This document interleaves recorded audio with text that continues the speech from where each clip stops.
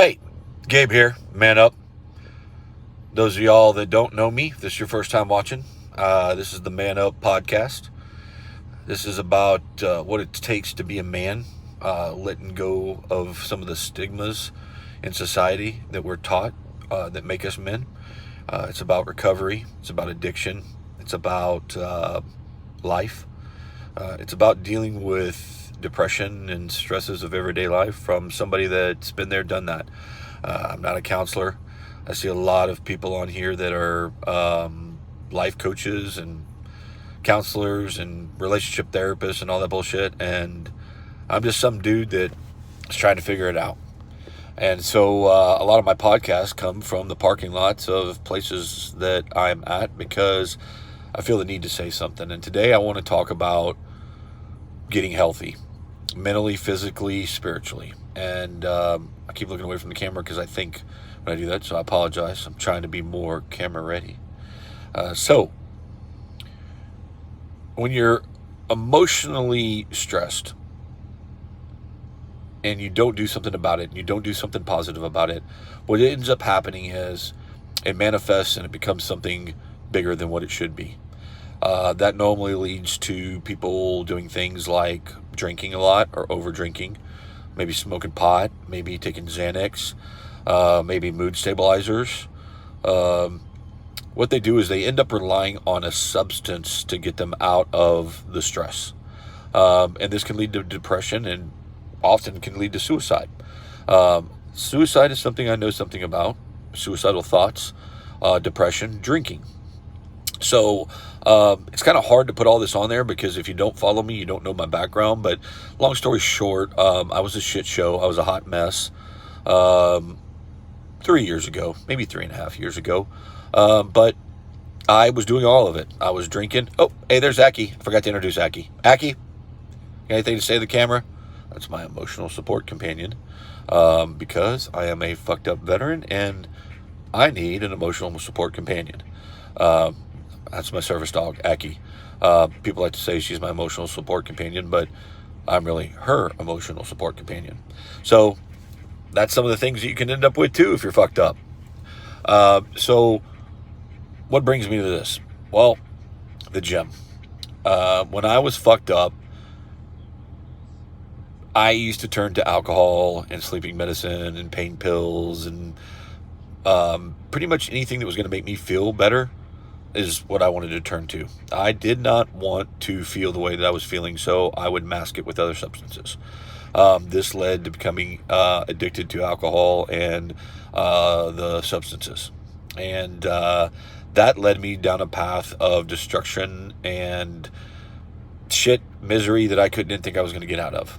So if you fast forward to today, right, I am sober.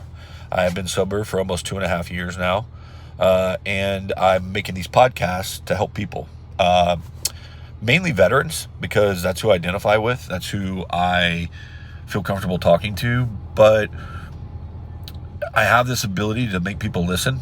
And so I put it out there for the world to see, because veterans aren't the only people that are fucked up. Men aren't the only people that are fucked up. I feel like I can relate to women because I got some titties. Actually, part of this podcast is how my titties went from titties to pecs. You can't get titties as a man. Man tits, bitch tits is a thing. Here they were.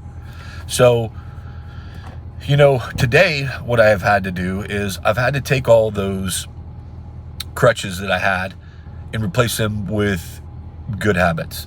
So I put down the alcohol. I started focusing on myself, and I went through shit, right? Because I asked God to come into my life, and man, everything was happy for a little while. But as some of you may be aware, God will test your ass, okay? He will bring you to your knees. And part of his plan is to rip your ass apart to build you back up. So I've had a little issues with letting down my family. They were mad at me. All my daughters, my wife, I don't know, disappointed. They lost faith. Some of my friends too, but my core group of people believed in me. And so I was left kind of alone trying to figure it out, right? And I had two choices. That's two. I could drink, be depressed, probably become suicidal. Maybe that would lead to killing myself. Or I could man up.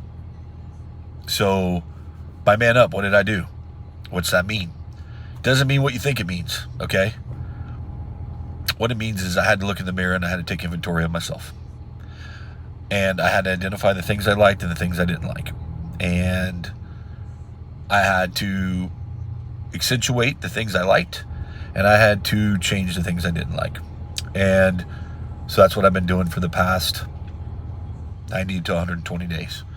So when I started this journey of manning up, I was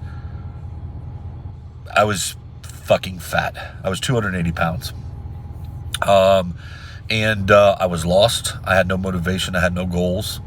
I had taken a good job, but COVID did not allow me to do the job the way that I wanted to.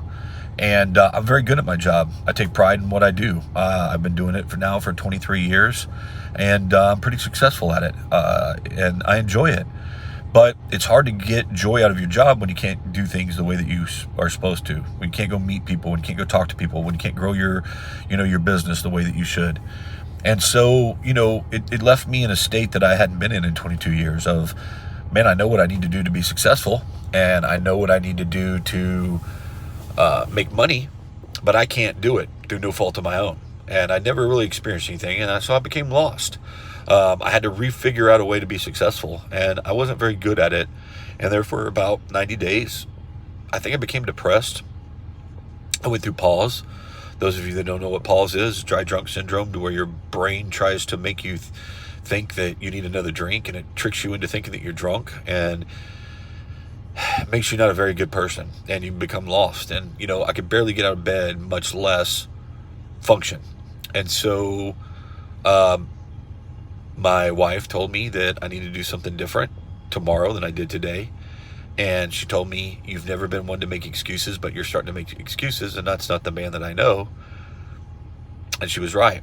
So the next day, I dragged myself out of bed, and I went to the gym.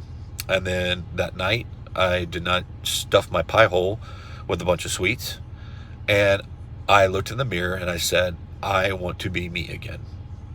And I started praying every morning, and I started hitting the gym, and I joined up for Krav Maga, and I signed up boxing, and I started taking hot yoga and pushing myself out of my comfort zone. And guess what? I like it. I was an athlete when I was younger, and man, I enjoy it. And guess what? All of a sudden, man, I started smiling. I started being happy. I've been going through some shit that's normally would have made me to drink, and I haven't drank. Instead, I wake up every morning and I try to focus on the positive, and I try to live my life day to day and let God take care of the rest. And my Manup group, this page, this thing that I'm doing here, I got people from all over the world reaching out to me now, and it's no magic. Yes, I've had therapy. I've had a lot of therapy. I've done stuff, but I don't know that that's what's impacted me the most. What's impacted me the most is getting to the gym, getting my positive endorphins going, looking in the mirror, watching my titties become pecs again. That gives you so much self-confidence. I can see my pecker again for the first time. That's pretty cool, man. Being able to wipe my ass without having to fucking lean up against a wall. Being able to tie my own shoes. I had to teach my dog how to tie my fucking shoes. But you focus on the little things, and the little things become big things, and then you capitalize on it, and the next thing you know, you're sober for 2.5 years. As of today, I am below 240 pounds. First time in 8 years. Okay? 8 years ago, I was ripped. I was running warrior dashes. I was mountain biking. I was sexy as fuck.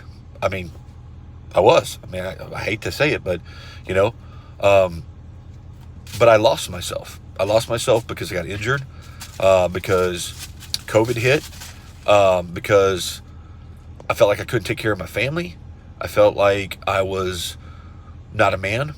And, my whole paradigm of what a man is has shifted. You know, I used to think a man meant that you provide for your family and you get up and you work hard and you provide them finances and you make sure that nobody hurts your family. And I was pretty good at both of those. What I wasn't good at was admitting that I am insecure, that my anger came from insecurities, that my childhood wasn't the best, and I let it affect me. I brought baggage into my relationship that should have been left at the door. I was not good at dealing with emotions because I didn't show them. I simply didn't have but one emotion, which was pissed off. It's not true. I mean, I love my family, but I didn't show it in the way that I need to because I built up walls. I use sarcasm as a defense mechanism. I use my humor as a defense mechanism. I made excuses. I would tell lies to hide my insecurities. And I faked it, and I was good at fighting. I was good at making sure you hurt my family, I'll fucking hurt you, you know. But that's not the way to live. And so I founded this Manup podcast because I didn't have a father show me how to be a man. My grandfather instilled a lot in me, but I wasn't raised with a dad. I was raised with a mom and a sister. And I go into the psychology behind all that now that I know. And if you want, reach out to me. I'll do a whole podcast on the psychology of what it is. But basically, when you're raised by women, you tend to get your self-esteem and you need to be validated by women. And you grow up and that's what you look for. When women, you get that. And, if your woman's happy, you're happy. If your woman's upset, you're upset. If she's sad, then you try to fix everything and you become a fixer. And you lose yourself in your woman because that's what you learned as a child, right? That's what you learned as a man, right? That you are only loved by women and you only feel love if you're validated by women. And that's hard to overcome, right? Because, man, I'm a man. Or, you think you are. But when you get behind the psychology of it all, when you go to therapy and when you start diving into yourself, what you find is that some of your manhood is based on shit that happened when you were a kid. And that's hard, man. I mean, I'm going to be 49, and I'm just now realizing this. Why the fuck didn't somebody tell me this when I was younger? But when you have a strong woman in your life, whether it's a mother or whether it's a wife or a girlfriend or sister or boss or whatever, you revert back to what you learned as a child. And, you believe whatever they say. And you believe, you when you don't have a woman in your life, you become lost and things of that nature. And now that I've spent some time with myself, now that I realize that, I've taken steps to try to reconcile that. And a lot of that is just being happy within, knowing that I'm perfect in God's eyes. It's good enough for me, knowing that I don't have to take the criticism that people give me. I used to internalize all the criticism. Male, female, doesn't matter because of my upbringing. Because I was criticized when I was young. I mean, that's all I heard. You're never going to amount to anything. You're never going to do this. You're never going to do that. By teachers, by, girlfriend, people, man. I was bullied. And I became a bully, emotional bully, because I fought everything with anger and rage. And I wouldn't let anybody in. I wouldn't let anybody hurt me. And that's where alcohol and everything became into play, because it can take over. And when I sat here and I thought back to when I was the happiest, it's when I was playing football and playing baseball and playing volleyball, when I play golf, when I go out there and I force myself to compete, when I push myself into situations to where I don't feel comfortable. That's where we learn, right? We learn from all of this stuff. You learn from pain. You learn from agony. You learn from hurt. You learn from being knocked down to your fucking knees and picking yourself back up and say, all right, that felt like shit. I'm not doing that again. And God has a funny way of putting you through some shit. And so that's what I've been through past 90 days, some shit. And in it all. That's why I'm able to talk to you the way that I am and just put my heart out there, because you can't hurt me. Nobody in this world can hurt me anymore. I'm strong. I know what I am. Why? Because God made me that way. And I believe now that I'm supposed to be sharing these videos and I'm supposed to be putting my heart out there. And the reason I am is because I got a phone call from a guy yesterday. Man, keep doing what you're doing, right? Guy's in the military, still in the military. Hey, man, I like what you're doing. I appreciate you. Keep it up. What the dude, that means a lot to me. That means so much. When another man can look at me and say, I appreciate what you do. It's helping people. It helps people like me. When I get the emails and the texts and and my Facebook posts and all the stuff, I know that my pain and suffering and my outlook is helping people. And I can't give you the keys to the kingdom or the magic pill or anything else. All I can do is tell you what's been successful for me. And hitting this gym, being 238 pounds for the first time in 8 years, take an inventory of all my excuses, right? I mean, if you want to go through the list of excuses, my right knee hurts. I've got torn ligaments in my left knee. I got plantar fasciitis. I got fucking hip flexor issues. I was supposed to have surgery on my back and my neck in 1991. I've got a hernia. My fucking ass is still at the gym because I feel better emotionally and mentally. Now, can I push myself as hard as I want to? No. But I find a way to work around it. And I start my day off with prayer. I start my day off with positive thoughts. I focus on me.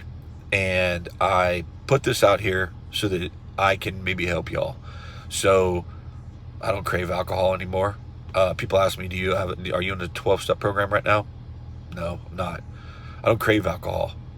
12 steps helps you with life. I apply some of that to my life, but it's not because of the alcohol that I do it. It's because I need to be a better person, and that'll help anyone. Am I a mentor, or am I a sponsor?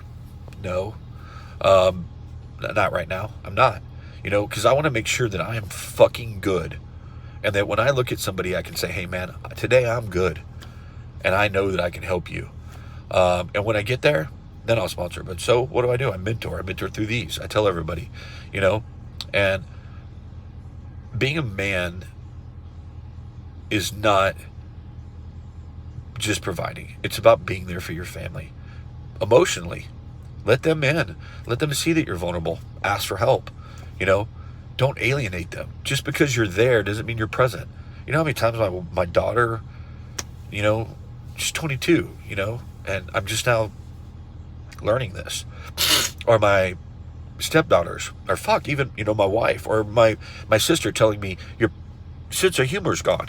When you lose yourself, you lose the ability to see yourself. Okay? Keep that in mind. When you start losing yourself, you lose the ability to see yourself. And so sometimes you have to look in the mirror and see yourself all over again. And you have to think, all right, what am I going to do? What am I doing right? What am I doing wrong? And you fix it. And that's the hard part, right? Is actually having that conversation with yourself and fixing it. And so I've reached a milestone, of being 240. Now I want to be 230, and then I want to be 220, and then I want to be 200. And I'm not focused on how I get there. I'm just focused on feeling better and looking better. I don't want to get there because I want to play sports anymore. I want to be the biggest guy in the gym, or I want to be the biggest badass, or, I'm not taking Krav McGraw or boxing because I want to go fight anymore. I'm doing it because I like it, because I enjoy it. That's why I want to be a yoga instructor. What the fuck do I look like a yoga instructor? No, I look like a fucking biker. Okay? I look like a Viking. I am a man. I don't take fucking yoga. I'm not a yoga instructor. Bullshit. I love yoga. I'm going to do it. I want to do it because why not? Why the fuck not? I've lost my fear of heights somewhere along the lines. I've lost my fear of dying in my sleep. I want to go ride roller coasters that scare the shit out of me. I want to go do things to challenge me. And so I'm going to wrap this up with that. You got to challenge yourself, man. You got to look in the mirror. You're not the fucking person that people say you are. You're the person that you want to be. And you got to let go of the shit that makes you a bad person and deal with that shit. And do some soul searching, man. Go back to your childhood. Why are you the way you are? Are you functioning? Or are you just present? Are you surviving life? Or are you living life? I've survived life for a long time. I'm living life today. Is my life perfect? No. I'm not making as much money as I want to. My relationship with my wife isn't where it needs to be. My relationship with my daughters isn't where it needs to be. My relationship with my mom, my dad. I mean, you fucking name it. But I work on it every day. I'm closer to it being. I don't know where it's going to be. But I know if I get me right, I know that if my heart's right, I know if my mind's right, and I know if I set my mind to it, that I can accomplish anything I fucking want to, because that's all I've done my whole life. I have done it in spite of what people said. I shouldn't have a degree. Have a degree. Shouldn't have been at top of the sales. Have it. Shouldn't have made 6 figures. Been doing it for 22 years. Right? Shouldn't be here. I'm supposed to be dead. I'm still fucking here. You know? Never thought I was going to have a daughter. Didn't even want to be a dad. Love my daughter to my core. Didn't want to be a stepdad. Didn't want to be married. You know? Learning. You know? Didn't know how to cope with women. I still don't fucking know how to cope with women. I'm fucking reading a book right now, three books right now. Still don't understand the motherfuckers. Dog, don't understand that bitch. Woman. But I try. And I want to. And that's all we can do, right? So, what do? Change today. Do something today different than you did yesterday. Hang in there. Don't beat yourself up. You're going to make mistakes. Take it day by day. If you can't do it day by day, do it hour by hour, minute by minute, or second by second. Whatever works for you. But I promise you, if you get into the gym, if you start focusing on God, start eating right, a lot of your bullshit will go away. Focus on what you can control. Let God have the rest. True story. All right. So, hope you find some comfort in what I said today. Please share my page. Like my page. Click that button at the top. I'm going to be taking this to a whole nother level, be a little bit more professional. We're going to take my podcast to a nonprofit. That's on the way. On the verge of 501c. Got a lawyer handling all the legalities of everything. Got some sponsors that are going to give some money to get this thing kicked off. And then we're going to take it to the next level. Start having guests. You get to see people other than me. Hopefully I'll be able to get my book done, and we'll talk about that shit too. So, hang in there. People love you. Don't get down. It's not worth it, man. Focus on the positive. Gabe out.